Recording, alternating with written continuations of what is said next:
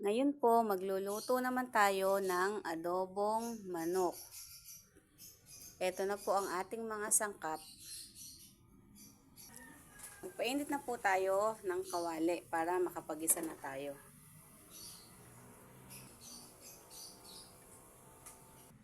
Magigisa na po tayo. Ilagay na po natin ang bawang. Sunod na po natin ang ating sibuyas. Sunod na po natin ang ating kamatis. Pag nag-aadobo po ako, naglalagay po ako ng kamatis, mga mamis. Gusto ko po siya kahit sa baboy. Naglalagay po ako ng kamatis pag nagluluto ng adobo. Kasi po mas masarap siya. Di po ba ang kamatis mayaman sa lycopene? Kaya po, lagi akong naglalagay niyan. Mahilig po talaga ako sa may kamatis. Ngayon po, ilalagay na natin ang ating chicken. Isang hita lang po pala siya. Tapos, sinamahan ko siya ng atay at ng gizzard.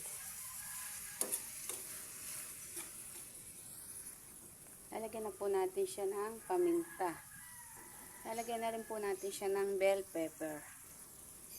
Ay, laurel po pala. Charot lang. Sasangkot lang po muna natin siya. Pag po ako nagsasangkot siya na to, gusto ko po medyo napiprito siya ng konti. Para mas nawawala ang lasa ng manok. Okay po, takpan po muna natin. Yan, titingnan na po natin.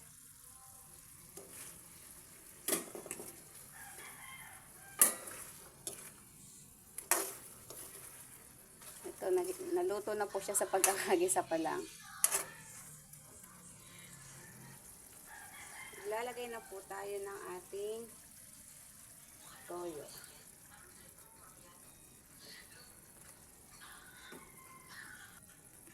Sunod na din po natin ang ating suka. Pagkagisa nga daw po pala, wag daw po natin hahaluin pagkalagay ng suka. Hindi po pala pagkagisa, pagkalagay ng suka. Kasi daw po, nahihilaw daw po yung suka pag hinahalo agad. Kaya po, hayaan po muna natin siyang kumulo.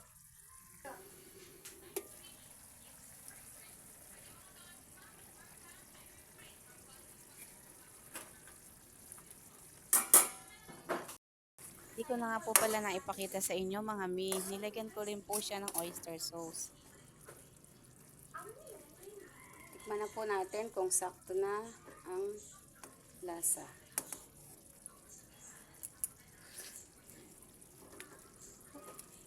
Yan, masarap na po. Sakto na yung sakto yung asim, sakto yung alat. Hindi siya maano. Tamang-tama lang po. Actually, pag nag-aadobo po ako, ayoko siya ng masyadong madaming toyo. Para po mas nababalance natin yung alat, yung asim. Yan na po siya. Tapos, ilalagay ko lang po yung niluto kong 2 itlog.